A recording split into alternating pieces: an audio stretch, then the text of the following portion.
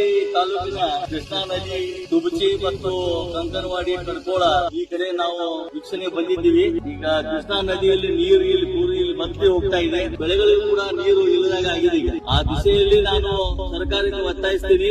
ಈ ಒಂದು ಶಿಪ್ರಿ ಡ್ಯಾಮ್ ಮೊನ್ನೆ ಈ ಒಂದು ಗೇಟ್ ಮುರಿದುಕೊಂಡು 3 TMC ನೀರು ಈ ಕಡೆ ಹೋಗ್ಬಿಟ್ಟಿತ್ತು. ಇದು ಕೂಡ ಮುಂದೆ ಅಲ್ಲಿ ಹೋಗ್ಬಿಟ್ಟಿದೆ. ಈಗ ಅದಕ್ಕೆ ಅಲ್ಲಿ ಕೂಡ ಈಗ 1 TMC ಬಿಟ್ಟಾರ ಅಂತ ಗೊತ್ತಾಗಿದೆ.